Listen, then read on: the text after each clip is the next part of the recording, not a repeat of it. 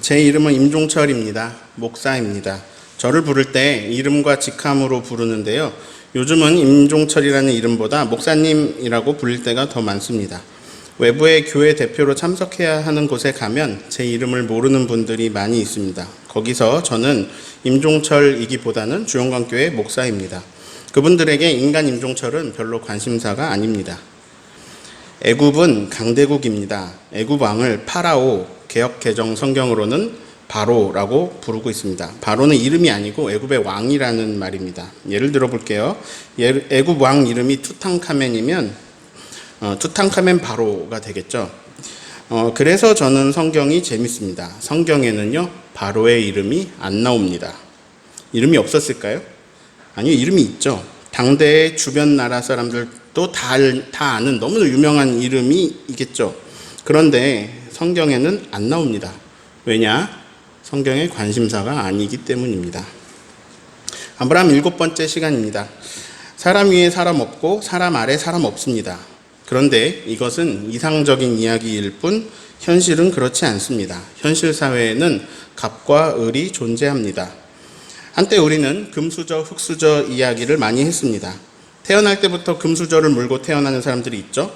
흙수저를 물고 태어난 사람들이 그들과 경쟁해야 하니 노력만으로는 넘을 수 없는 벽들이 느껴져서 그래서 기운이 빠지는 것을 금수저, 흙수저라고 표현했고 사회적으로 많은 사람들의 공감을 얻었습니다.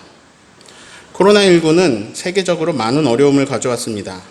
이름이 코로나19인데 지금 21년이잖아요. 2년이나 지났는데도 이번 주 제주도 확진자 수는 역대 최대로 늘어났습니다. 코로나가 길어지면서 생활에 어려움을 겪는 사람들이 많아졌습니다.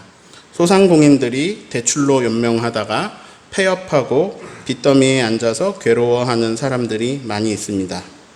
그런데 부자들은 코로나19로 인해서 더 큰 부자가 되었습니다. 빈익빈 부익부라고 하죠. 안 그래도 컸던 빈부격차는 훨씬 더 커져 버렸습니다. 경제력으로 갑과 을을 나누기는 좀 무리가 있겠지만 갑은 더욱 갑이 되고 을은 더욱 을이 되는 사회는 예전 아브라함 시대나 지금의 시대나 똑같습니다. 왜냐하면 욕심으로 제국을 세워가는 것이 인류의 공통된 역사이기 때문입니다. 성경적인 가치관을 들려드립니다. 하나님이 주인이시다. 성경은 하나님 나라를 말합니다. 하나님 나라는 하나님이 다스리시는 나라입니다. 그런데 하나님의 다스림은 제국을 세우는 인간 왕의 다스림이나 인간 갑들의 다스림과는 매우 다릅니다. 하나님의 다스림은 신기하게 하나님의 섬김으로 나타납니다. 그분은 섬기다 못해 목숨까지 내어주십니다. 그 가운데 그분의 뜻이 이루어지는데요. 그 뜻은 사랑과 정의입니다. 그래서 모두가 살기 좋고 행복한 사랑과 공의로 가득한 영원한 세상이 우리를 기다리고 있습니다. 사람은 누구나 하나님의 형상입니다. 하나님은 사람을 하나님의 형상으로 지으셨어요. 하나님의 형상인 사람은 그냥 그 자체로 존귀해요. 그 사람이 한 달에 얼마를 버는지, 어느 학교를 나왔는지, 직장이 어딘지, 키가 큰지 작은지, 성별이 무엇인지, 피부색이 무엇인지, 나이가 몇 살인지 그런 건 전혀 상관이 없어요. 그냥 사람이라는 이유만으로 존귀해요. 그런데 현실이 그런가요? 현실에서 사람들이 모두 다 존귀하게 대우를 받나요? 현실 사회는 아직 덜 성숙했습니다. 우리 사회는 아직 멀었습니다. 그래서 우리가 살아가는 현실 속에서는 여전히 갑과 을이 존재합니다. 여러분은 갑이에요, 을이에요? 사람들이 하나님에게 이렇게 기도합니다. 그 기도를 잘 들여다보면요, 이런 내용입니다. 하나님, 나 갑으로 살게 해주세요. 하나님, 우리 자녀 갑으로 살게 해주세요. 그동안 한국교회가 뭘 많이 가르쳐왔는지 아세요? 하나님을 열심히 믿어라. 그러면 너는 갑으로 살 수 있다. 기도 많이 해라. 너는 갑이 될 수 있다. 주의를 지키고 11조를 철저하게 해라. 새벽 제단을 쌓아라. 너는 갑이 될 것이다. 교회 열심히 섬겨라. 너는 갑이 될 것이다.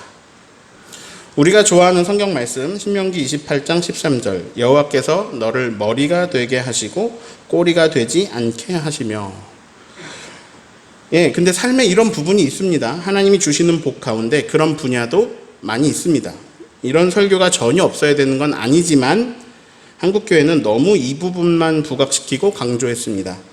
그게 하나님의 뜻이어서라기보다는 그게 사람들 귀에 듣기 좋은 소리고 그게 사람들을 끌어모으기 때문입니다. 저도 여러분이 듣기 좋은 설교를 할 수 있습니다. 여러분 머리 되십시오. 갑이 되십시오. 하나님이 그것을 이루어 주실 겁니다. 하나님은 당신을 반드시 머리가 되게 하십니다. 당신은 더 이상 꼬리로 살지 않으십니다. 이런 설교를 하면요, 사람들이 이런 말을 합니다. 목사님 은혜 받았습니다. 왜냐? 이게 우리 모두의 욕구이기 때문입니다. 그리고 이 욕구가 잘못된 것은 아닙니다. 을로 살아가는 우리들에게 너무나 당연한 욕구입니다. 우리가 아브라함 이야기를 나누고 있습니다. 아브라함은 갑일까요? 을일까요? 아브라함이 종 318명을 거느리고 롯을 구하러 가죠. 거부입니다. 아브라함은 갑일까요? 을일까요? 그 종들에게 아브라함은 갑이죠. 그런데 아브라함도 을인 부분이 있어요. 아브라함은 갈대아 우르의 사람입니다. 그 우르에서 왔는데 가나안이라는 곳에 와서 살고 있어요. 한마디로 나그네입니다. 여기 제주 도민도 있지만 육지에서 오신 분들도 계시죠? 지금이야 육지 사람들 비율이 많아졌고 또 분위기도 많이 달라졌지만 육지 사람들 별로 없을 때 수십 년 전에 제주 사람들 사이에서 육지 사람으로 사는 것 쉬우셨습니까? 옛날에 제주 분들이 육지 분들에게 분이라고 안 불렀죠. 뭐라고 했죠? 육지껏. 예. 제주 역사를 보니까 이해가 갑니다. 육지 사람들에게 육지껏이라고 하면서 배척을 해도 전혀 미안하지 않을 정도로 육지 사람들에게 착취당하고 피해를 입은 역사가 제주에 반복되었더라고요. 어떤 육지 사람들이 제주 사람들의 소중한 것을 빼앗아가고 죽였고 또 그의 분노에 있는 어떤 제주 사람들이 육지 사람들을 육지 것이라고 배척하고 텃세를 부리고 욕심으로 제국을 세워가는 세상에서는 그럴 수밖에 없습니다. 고대에는요 이게 더 심했습니다. 아브라함은요 가나안 토박이들 사이에서 살아갑니다. 거기서 나그네로 살아가는 게 쉬운 일이 아닙니다. 애국 갈 때 죽을까 봐 걱정하잖아요. 쉬운 일이 아닙니다. 그는 가나안 땅에서 을입니다. 자, 그럼 사라는 갑일까요? 을일까요? 사라 갑이잖아요. 주인 마님이잖아요. 이 마님 한마디에 집안 전체의 공기가 달라지죠. 아브라함도 갑이죠. 자기 가축과 재산과 종에게는 완전히 갑이잖아요. 그런데 아브라함도 사라도 을이에요. 사라가 을이에요. 사라는 아이를 낳지 못했어요. 그래서 많은 사람들한테 무시당했어요. 그리고 평생 그 큰 서름이 있는데요. 그런데 심지어 이번에 하갈에게까지 무시당했죠. 자, 네, 마찬가지입니다. 우리는요, 어디에 가면 갑이 되고, 어디에 가면 을이 됩니다. 갑과 을을 무한히 반복하면서 살아가고 있죠. 우리는 내가 을인 상황에서 스트레스를 막 받습니다. 그리고 내가 갑이 되는 자리에 있을 때, 만만한 나의 을들에게 공격적으로 그 스트레스를 쏟아냅니다. 그래서 이런 일들이 일어나죠. 직장에서 을인 아버지는 집에 와서는 갑이 되어서 어머니한테 화를 내고, 어머니는 형에게 화를 내고, 형은 동생에게 화를 내고, 동생은 그 화를 풀 데가 없어가지고 혼자 막 삭히죠. 그런 사람들 중에는 자기가 힘이 생겼을 때 밖에 나가서 힘없는 사람들을 괴롭히는 삐뚤어진 사람이 되는 사람들이 있죠. 사실 현실 사회에 이런 일들이 많이 있습니다. 하나님의 형상들끼리 서로 존중하며 서로를 사랑으로 서로를 섬기는 하나님 나라의 법칙과는 너무나 다른 세상이죠. 지금 아브라함의 집도 그래요. 사라가 완전히 화가 났어요. 그래서 하갈을 학대합니다. 그래서 하갈이 도망쳤어요. 자, 이 이야기에서 우리가 인물 3명을 보고 있었죠. 아브라함, 사라, 하갈. 자, 이 일로 누가 행복해졌죠? 모두가 불행해졌어요. 관계는 다 파괴되었어요. 사라도 힘들어요. 아브라함도 힘들어요. 그래도 가장 힘든 사람은 하갈이죠. 하갈은 도저히 살 수가 없었습니다. 그래서 도망을 갑니다. 아마도 목숨을 걸었을 겁니다. 잡히면 죽을 것을 각오했을 거예요. 그럼에도 이 학대 속에서는 더 이상 살 수가 없어서 도망을 갑니다. 굉장히 슬픈 이야기죠. 사라의 잘못으로 시작된 이 일에 모두가 다 마음고생을 했고 그 중에 하갈은 몸도 맘도 죽을 고생을 했습니다. 자, 그럼 구조를 좀 볼까요? 가나안 땅에 사는 이 아브라함 무리, 이 가족, 이들은 모두 을입니다. 그러나 그 무리 가운데서 아브라함과 사라는 갑입니다.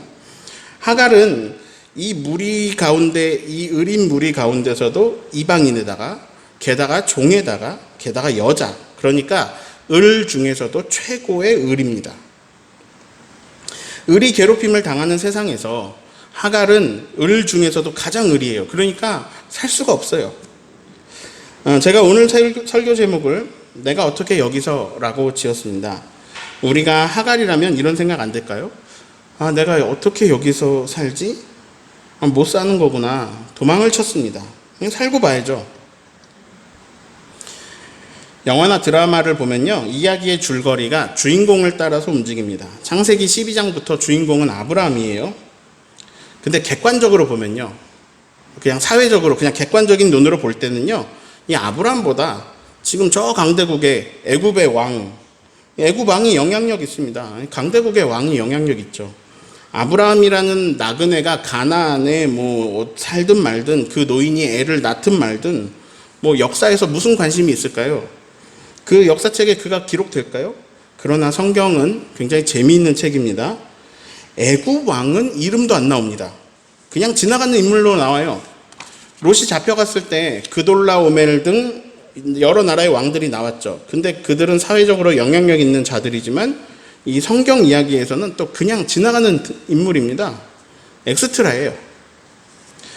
지금 성경 이야기는 아브라함에게 관심이 있습니다. 사라에게 관심이 있습니다. 하나님은 철저하게 아브라함 편을 들어주십니다. 강대국의 왕들이 막 꼼짝 못합니다. 쩔쩔매요. 아브라함이 별로 위대한 사람이 아니어도 하나님께서 약속을 성취해 나가는 과정에서 철저하게 아브라함을 주인공을 만들어주고 계세요. 그래서 아브라함이 뭘 하든 잘 됩니다. 아브라함이 하란에 정착하려고 해도 가나안에 다시 불러주시고, 아브라함이 애굽에서 아내를 여동생으로 속여서 팔아먹더라도 오히려 재산이 크게 늘어나 다시 가나안으로 돌아오고, 아브라함이 미친 선택을 해서 자살행위 같은 전쟁을 그돌라오멜과 벌여도 하나님이 이기게 하십니다. 우리는 아브라함 이야기를 보면서 아브라함이 막 복받는 장면들을 봅니다. 아브라함이 잘 되고요, 아브라함이 갑이 되는 모습을 봅니다. 사라는 아브라함의 아내로 함께 갑이 되고 있습니다. 아브라함이 스포트라이트를 막 받고 있습니다. 그런데 오늘 제가 강조하고 싶은 포인트는 이것입니다. 오늘 읽으신 말씀에서 아브라함과 사라와 하갈 중에 누가 하나님을 만났나? 정확히는 하나님 보내신 하나님의 사자입니다. 누가 하나님의 사자를 만났습니까? 하갈입니다. 왕들도 그냥 배경인물 정도로 끝날 정도로 철저히 성경은 아브라함 중심으로 쓰여지고 있는데, 그 가운데서 하나님의 사자를 만나는 사람은 아브라함이 아니라, 사라가 아니라 하갈입니다. 가장 불쌍한 을 중에 을, 하갈입니다. 7절을 읽어볼까요? 여호와의 사자가 광야의 샘물 곁 곧 술, 길, 샘 곁에서 그를 만나. 자, 샘물 옆에서 하나님의 사자를 만나요. 그런데 보세요. 하갈이 거기에 하나님의 사자가 있으니까 찾아간 걸까요? 아니면 하나님의 사자가 하갈이 도망가는 길을 알고 거기서 기다린 걸까요? 하나님의 사자가 하갈을 찾아갔어요. 그리고 기다리고 있었어요. 자, 지금 하갈은 억울한 일을 당했어요. 인생 전체가 억울하죠. 근데 그 와중에 더 억울한 일을 당했어요. 하나님은 어디 계셨을까요? 하나님 이 일을 보고 계셨을까요? 바쁘신 하나님께서 사회적 지위로 볼 때 이 별 볼 일 없는 이 여종에게 일어난 일을 보고 계셨을까요? 네, 하나님은 이 일을 보고 계셨어요. 그리고 사자를 보내셨어요. 그 사자는 하갈을 만날 목적으로 그 샘물로 갔어요. 그 사자는 이미 하갈의 이름을 알고 있어요. 8절을 읽습니다. 이르되 사레의 여종 하갈아, 내가 어디서 왔으며 어디로 가느냐? 그가 이르되 나는 내 여주인 사레를 피하여 도망하나이다. 저는 성경에 이런 부분이 재밌어요.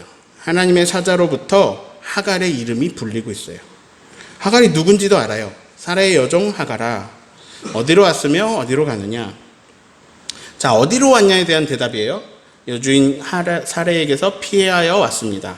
어디로 가냐에 대한 대답입니다. 도망가고 있습니다.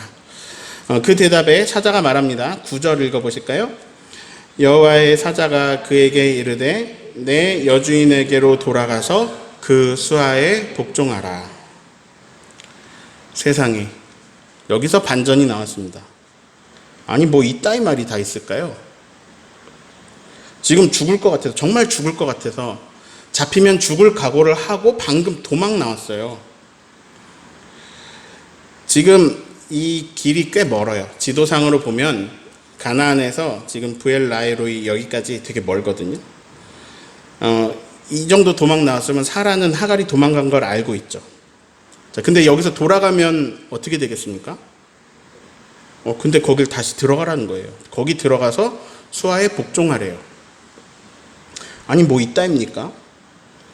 하나님의 사자가 자기 마음대로 말한 것도 아니겠고 하나님이 전달하라고 한 말씀 전달했겠죠.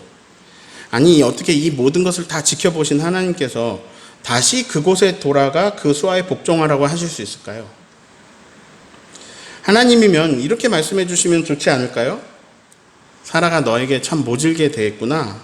내가 다 보았다. 내가 사라를 혼내겠다. 너 참 잘 도망쳤다. 이제 너는 자유로운 몸이 되어서 홀가분하게 살아라. 근데 이게 뭐예요? 여주인에게 돌아가서 그 수하에 복종하라. 그런데 이 말에는 사실 다른 뜻이 들어있어요. 네가 돌아가도 죽지 않을 것이다.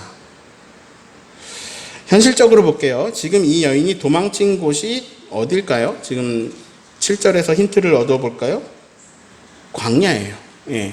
여기서 이제 술 광야가 시작되거든요. 지금 다행히 물 있는 곳에 왔습니다. 근데 여길 떠나면 광야를 혼자 통과할 수 있을까요? 임산부의 몸으로. 광야는 해가 떨어지면 굉장히 춥습니다. 그리고 해가 뜨면요, 타는 듯한 더위에 살 수가 없습니다. 하나님은 너를 지키시는 자, 너의 우편에 그늘 되시니 낮의 해와 밤의 달도 너를 해치 못하리. 네, 우리가 좋아하는 찬양입니다. 자, 저기에 왜 그늘이라는 단어가 나올까요? 낮도 밤도 너를 해치지 못한다. 이런 가사는요, 광야를 이해할 때 더 잘 알 수 있는 가사입니다. 해도 밤도 너를 해치지 못할 것이다. 이런 고백이죠.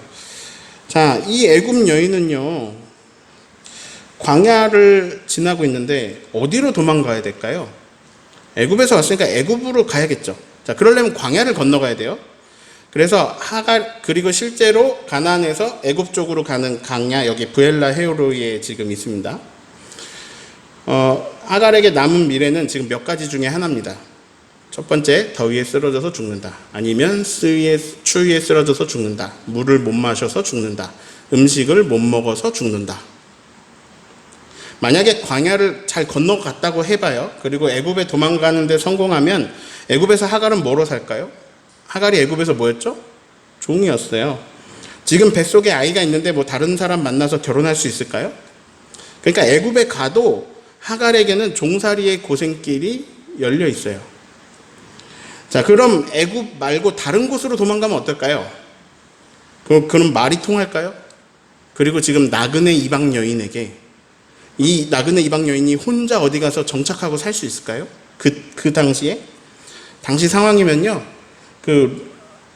소돔에 일어나는 일을 아시죠? 당시 상황이면 나쁜 남자들이 이 여인을 집단 능욕하고 죽일 수도 있습니다.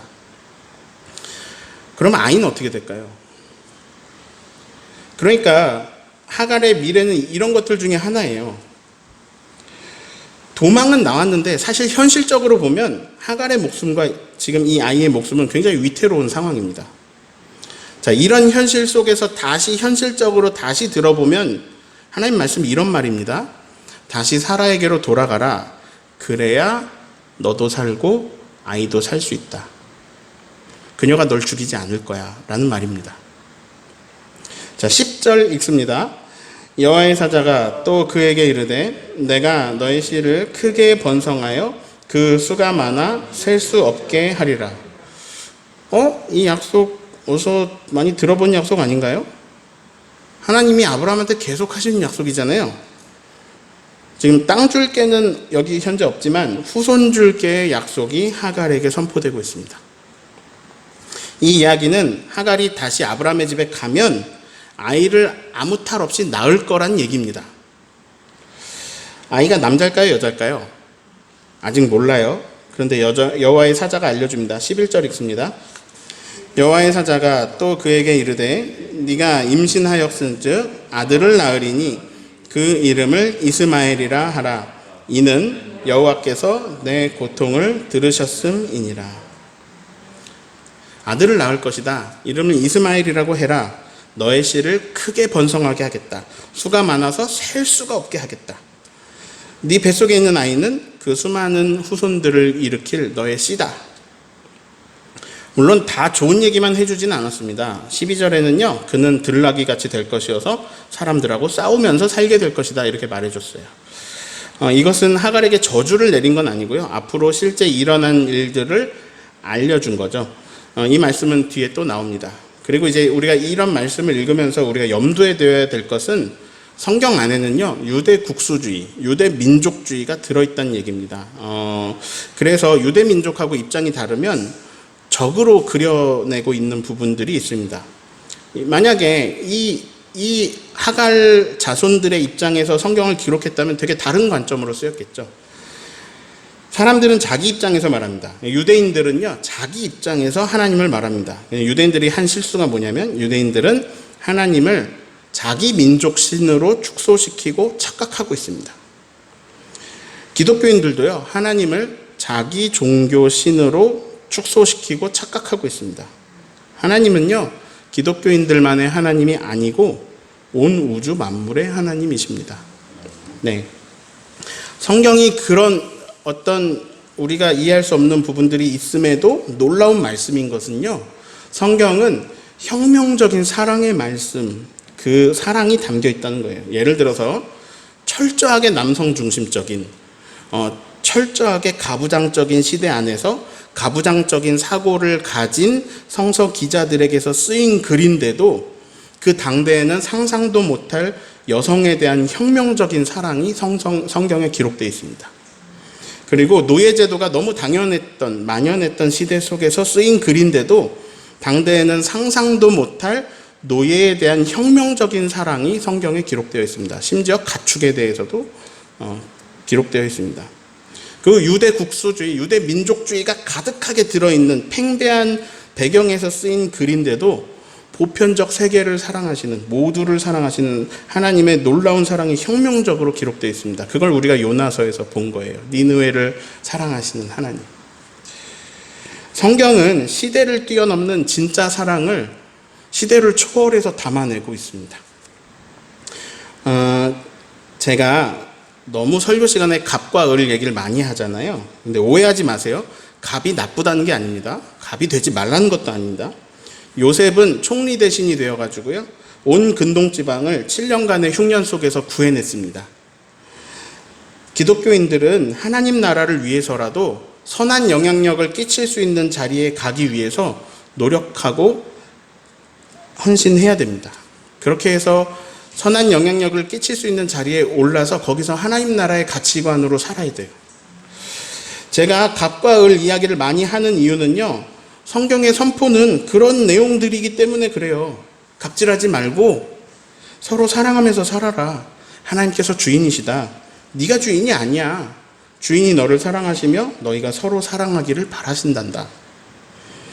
그런 사랑과 공의로 그분이 다스릴 나라가 가까웠으니 너희는 갑질하던 그 모습에서 회개하고 돌이켜서 하나님 나라를 붙잡아라. 이게 성경의 증언이에요. 자, 하갈 이야기로 돌아갑니다. 하갈은 하나님께서 직접 보내신 사자를 만났습니다. 그리고 알게 됩니다. 하나님이 내 고통을 듣고 계셨어. 보고 계셨어. 내가 아이를 가진 것도 알고 계셔. 내 뱃속에 아가는 아들이구나. 이름도 지어주셨어. 내 아이의 이름은 이스마엘이야. 이 아이로 인해서 내 후손이 셀 수 없이 많아질 거야. 자, 하갈이 감동을 했습니다. 하나님이 날 보고 계셨어. 하나님이 내 이야기를 듣고 계셨어. 그런데 하갈은요, 지금 하나님을 알지 못해요. 지금 이 시기는요, 이스라엘 백성이 막 생기기 전이잖아요.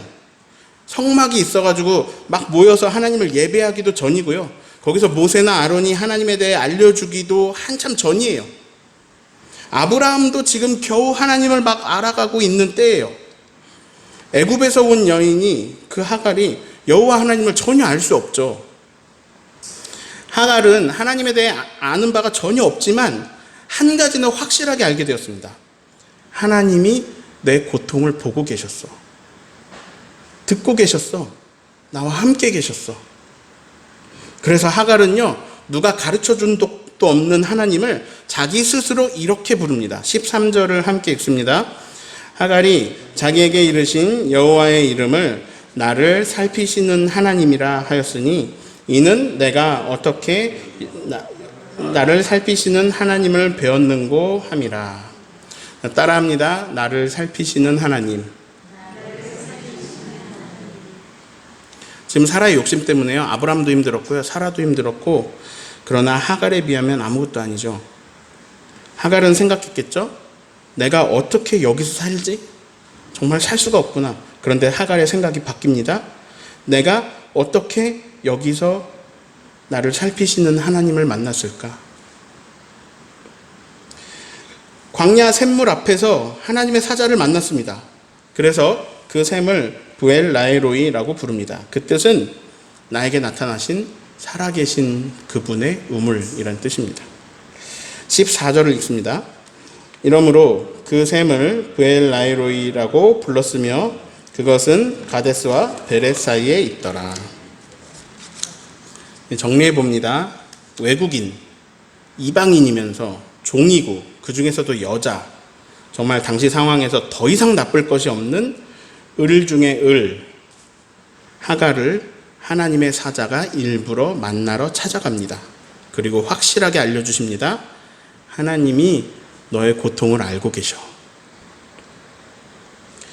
아브라함을 도와주실 때는 그래도 이유가 있었습니다. 약속을 했기 때문이죠. 아브라함의 후손들로 하나님 예배하는 하나님의 민족, 하나님 백성들 일으키는 거 하나님의 꿈이잖아요. 하나님은 자기의 뜻을 이루기 위해서 아브라함이 잘못을 해도 계속 아브라함을 도와주시고 있고 그러셨어야 됩니다. 자기가 한 약속을 이루기 위해서라도 하나님 아브라함을 도와주셔야 됩니다. 그런데 하갈은 아닙니다. 하나님은 하갈하고 약속한 게 없으십니다. 그리고 이 일은 하나님 말씀에 순종하다 일어난 일도 아닙니다. 그냥 사라가 욕심 부려서 시작된 이 깨어진 관계에서 하갈이 그냥 가장 큰 피해를 보고 있을 뿐입니다. 그런데 하나님은 하갈에게 관심이 있으십니다. 하나님은 하갈에게 사자를 보내십니다. 게다가 오늘 그 사자를 통해 하갈과 언약을 맺으십니다. 그 아이 이름을 이스마엘이라고 해라. 너의 씨가 크게 번성하여 그 수가 셀 수 없을 것이다. 아브라함뿐만 아니라 하갈도 언약을 받았습니다. 하갈이 고백합니다. 나를 살피시는 하나님. 그리고 그 샘에 이름을 붙입니다. 부엘 라에로이. 나에게 나타나신 살아계신 분의 우물. 그리고 나중에 이 우물에서 또 이삭과 리브가가 만나기도 합니다. 여러분, 갑이에요, 을이에요? 다른 사람들 막 잘 될 때 어떠셨어요? 남들은 갑이 되어 가는데 나는 깝깝해지죠. 남의 가정은 되게 행복해 보이는데 우리 집은 맨날 싸우죠. 어디 가서 창피해서 말도 못할 일이 다반사로 막 일어나죠. 그런 생각이 들죠. 하나님은 어디 계시지? 그분은 나를 버리신 건가? 그분은 나를 보고 계시나? 아브라함을 성공시키시는 하나님은 나하고 상관없겠지? 나하고 관계가 없겠지? 하나님은 저기 저 교회 목사님 하나님이시지? 하나님은 저 잘되는 저 집 권사님의 하나님이시지? 그런데 오늘 우리는 을 중에 을, 하갈을 통해서 알게 됩니다. 하나님은 나를 보고 계셔. 내 고통을 듣고 계셔. 내가 그분에 대해 잘 모르지만 하나만큼은 확실하게 알 수 있어. 그분은 나를 살피시는 하나님이셔. 그분이 나를 찾아오셨어. 내가 어떻게, 나 같은 사람이 어떻게 이런 곳에서 나를 살피시는 하나님을 알게 되었을까? 그분을 만났을까? 아, 그분이 나를 찾아오셨어.